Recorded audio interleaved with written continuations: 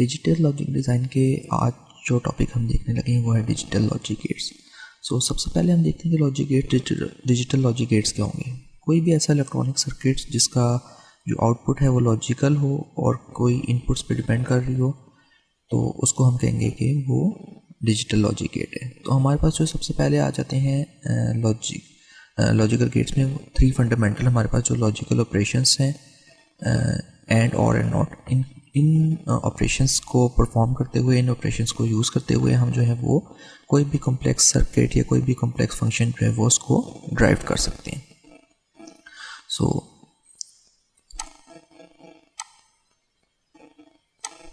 सबसे पहला जो लॉजिकल ऑपरेशंस में हमारे पास बेसिक आता है वो है एंड। सबसे पहले आ जाता है हमारे पास एंड, देन और लास्ट में आ जाता है हमारे पास नॉट इनवर्ट। तो सबसे पहले हम देख लेते हैं कि एंड गेट क्या होता है, उसका ट्रुथ टेबल क्या होगा और उसकी रिप्रेजेंटेशन, या वो कब हमारे पास जो है वो लॉजिकली ऑन हो जाएगा एंड कब लॉजिकली ऑफ हो जाएगा। जो एंड गेट होगा हमारे पास हम उसको जो रिप्रेजेंट करने के तरीके हैं वो हमारे पास हैं टोटल 3। अगर हम लिख लें ए एंड बी या ए डॉट बी या ए बी, तो ये तीनों जो हमारे पास जो मेथड्स हैं वो हमें यूज़ कर सकते हैं किसी भी एंड गेट को रिप्रेजेंट करने के लिए। इसके बाद हमारे पास जो एंड गेट है उसका हमारे पास आ जाएगा सिंबल इसका हमारे पास है डी टाइप की शेप हमारे पास होगी। हमारे पास यहाँ पे इनपुट्स होंगी ए एंड बी और यहाँ पे हमारे पास आउटपुट जनरेट हो रही होगी सी। तो ये हमारे पास जो होगा वो एंड गेट का सिंबल आ जाएगा। अगर हम इसकी फंक्शन की डेफिनेशन करें कि हमारे पास ये जो सी आउटपुट है ये कब हाई होगी या कब लो होगी, और बाइनरी के केस में हमारे पास जो हाई है उसकी वैल्यू 1 होती है और लो की वैल्यू 0 होती है। तो हमारे पास अगर हम इस डेफिनेशन को देखें तो हमारे पास आउटपुट 1 तब होगी एंड गेट में क्योंकि हमने देखा है कि एंड गेट में मल्टीप्लाई का ऑपरेशन हो रहा है। तो अगर ए की भी वैल्यू 1 होगी और बी की भी वैल्यू 1 होगी तो हमारे पास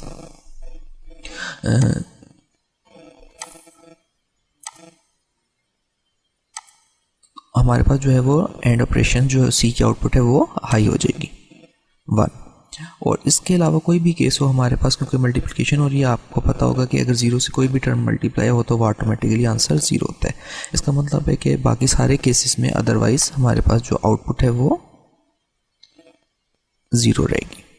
अगर हम इसकी स्विच रिप्रेजेंटेशन देखें जो हमारे पास एंड गेट है, तो हमारे पास स्विच रिप्रेजेंटेशन क्या होगी कि हमारे पास एक सीरीज़ में अगर 2 इनपुट्स हमारे पास एंड गेट है तो एक सीरीज़ में हमारे पास जो है वो स्विच ए बी लगा होगा और स्विच बी भी लगा हुआ होगा। अगर ये स्विच दोनों कनेक्ट हो जाते हैं यहाँ पे, इसका मतलब है ये दोनों स्विच हमारे पास ऑन हो जाते हैं, तो हमारे पास यहाँ से जो भी हमारे पास डाटा है इधर से फ्लो करके इधर आउटपुट पे हमारे पास आ सकता है। तो ये हमारे पास हो जाएगी एंड गेट की रिप्रेजेंटेशन, उसका फंक्शन, उसका सिंबल एंड स्विच रिप्रेजेंटेशन। इसके बाद जो नेक्स्ट हमारे पास गेट आ जाता है वो आ जाता है हमारे पास और गेट। जो और गेट को हमने रिप्रेजेंट कर सकते हैं वो है ए और बी या ए प्लस बी। इसका मतलब है जो और गेट है हमारे पास इसमें एडिशन का ऑपरेशन परफॉर्म होगा।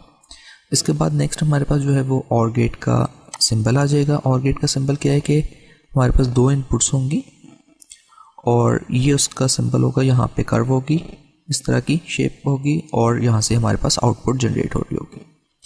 तो इसकी अब अगर फंक्शन डेफिनेशन हम देखें तो हमने देखना है कि ये गेट कब हाई होगा और कब लो होगा। जैसा कि हम देख रहे हैं कि जो डेफिनेशन से रिप्रेजेंटेशन हमने पढ़ा है और गेट का था ए प्लस बी। इसका मतलब है कि अगर एक भी इनपुट हमारे पास 1 हो जाएगी या दोनों इनपुट्स हमारे पास 1 हो जाएंगी तो हमारे पास आंसर में 1 जनरेट हो जाएगा। तो ये उसकी डेफिनेशन लिखी हुई है C is equal to 1 if A is equal to 1 और B इज इक्वल टू 1, या दोनों में से कोई एक हाई हो जाए या दोनों हमारे पास हाई हो जाए 1, तो हमारे पास जो आउटपुट है वो C की 1 हो जाएगी। जबकि 0 हमारे पास कब होगा, जब A और B दोनों हमारे पास 0 होंगे। इसकी अगर हम स्विच रिप्रेजेंटेशन देखें तो हमारे पास 2 इनपुट्स और गेट है, तो ये दोनों स्विचेस जो हैं वो हमारे पास पैरेलल में लगे हुए होंगे।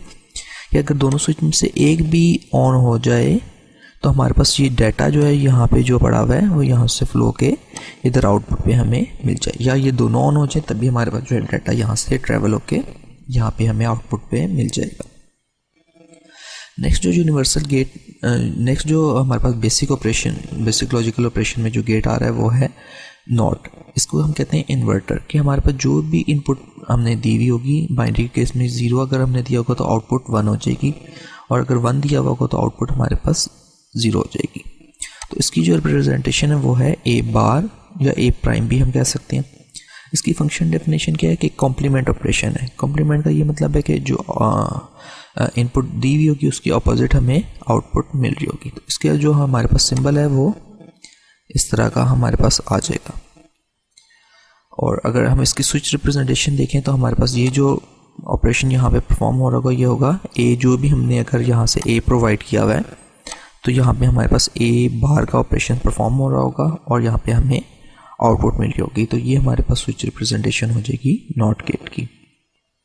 इसके बाद नेक्स्ट हमारे पास जो गेट्स आ जाएंगे वो उसमें जो एक्स्ट्रा गेट्स हैं हमारे पास कुछ यूनिवर्सल गेट्स हैं, नैंड एंड नॉर, उसके बाद एक्सक्लूसिव और एक्सक्लूसिव नॉर, वो हम देखते हैं। सो अदर गेट्स में हमारे पास सबसे पहले आ जाता है नैंड। नैंड बेसिकली क्या है, हमारे पास अगर एंड गेट लगा हुआ हो और देन उसके आगे हम जो है वो इन्वर्टर यूज़ करें तो हमारे पास क्या हो जाएगा, एंड गेट बन जाएगा। तो हमारे पास इसका सिंबल क्या होगा कि हमारे पास एंड का सिंबल आएगा सबसे पहले, और इन्वर्टर को हम जो है वो एक बबल से शो करें। ये हमारे पास जो है वो बबल आ गया। तो हमारे पास ये जो है हो गई वो नैंड की रिप्रेजेंटेशन होगी। इसकी अगर आउटपुट की हम बात करें तो क्या होगी, जो हमारे पास अगर दो इनपुट्स हैं एक्स वाई, तो एक्स वाई मल्टीप्लाई हो रही है और नैंड ऑपोजिट ऑफ एंड है तो हमारे पास उसकी बार आ जाएगी क्योंकि हमारे पास नॉट लगा हुआ है एंड के बाद। इसी तरह नॉर हमारे पास जो गेट है वो है और एंड देन उसके आगे हमारे पास इन्वर्टर, तो और का सिंबल आ जाएगा, उसके बाद हमारे पास एक इन्वर्टर लग जाएगा तो हमारे पास ये नॉर गेट बन जाएगा। उसके बाद हमारे पास एक्स और आ जाता है, या इसको हम एक्सक्लूसिव और भी कहते हैं। इसका हमारे पास जो है वो सिंबल रिप्रेजेंटेशन ये होगी,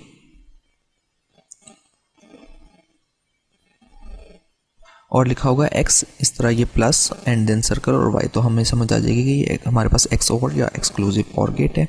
इसके बाद हमारे पास जो 7 नंबर पे गेट आ जाता है वो है एक्सक्लूसिव नॉर गेट।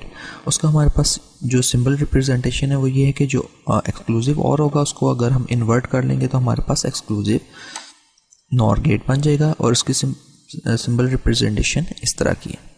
तो अगर हम इनकी आउटपुट की बात करें, जो हमारे पास एक्स्ट्रा गेट्स हैं तो उनकी किस तरह की होगी। सबसे पहले अगर हमारे पास 2 इनपुट एंड गेट है, 2 इनपुट ये सारे गेट्स हैं, तो हमारे पास जो total number of inputs combination बनेंगे वो 2 की पावर 2 इज इक्वल टू 4 बनेंगे।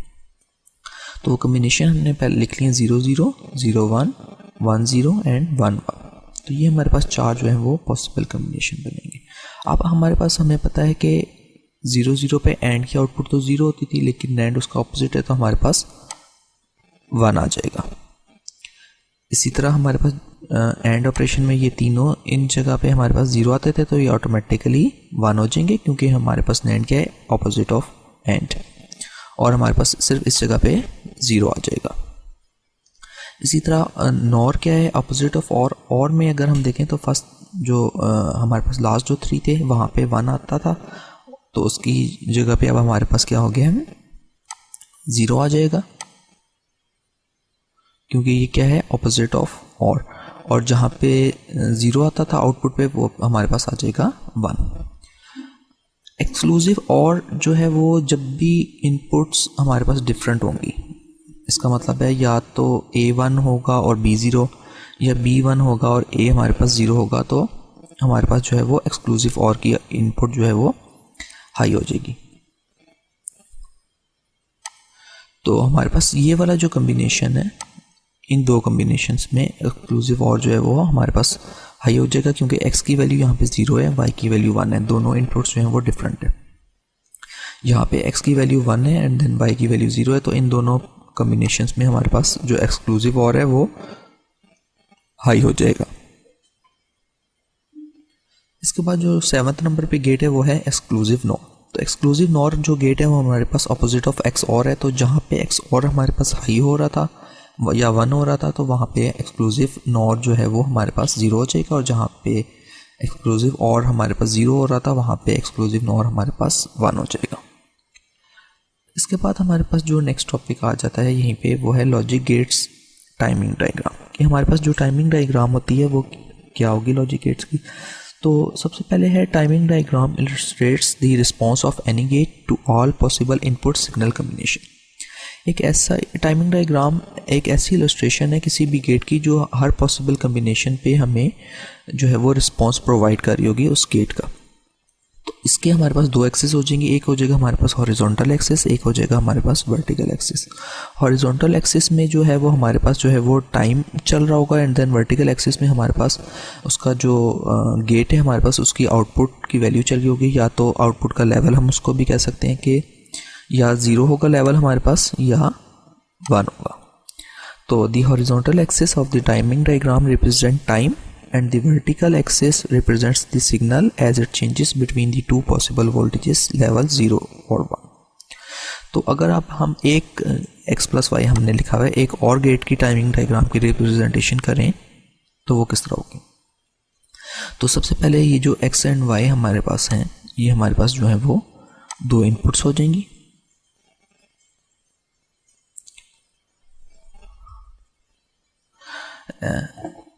तो सबसे पहले x00 है तो हमारे पास यहाँ से टाइमिंग डायग्राम स्टार्ट होगी, देन हमारे पास जो यहाँ इनपुट्स है वो 1 हो रही हैं तो हमारे पास ये डायग्राम अप हो जाएगी, और देन यहाँ पे ये हाई हो जाएगी। इसी तरह y के केस की भी हमने टाइमिंग डायग्राम बना लिया। अब x एंड y क्या है कि देखें 0 पे जो x+y है वो 0 होता है, इसका मतलब है हमारी जो टाइमिंग डायग्राम है वो बॉटम में होगी, एंड देन बाकी सारे में हमारे पास जो कम्बिनेशन है उसमें और की जो आउटपुट है वो हमारे पास 1 होती है। तो ये जो टाइमिंग डायग्राम है ये हमारे पास हाई की तरफ चल जाएगी, एंड देन बाकी सारे पोर्शन में हमारे पास ये 1 इस तरह रहेगी। आज के टॉपिक में हमने लॉजिक गेट्स देख लिए और उनकी टाइमिंग डायग्राम देख ली। अगर आपको कोई भी चीज़ समझ नहीं है तो आप कमेंट सेक्शन में क्वेश्चन अपना ड्रॉप कर सकते हैं। Thank you.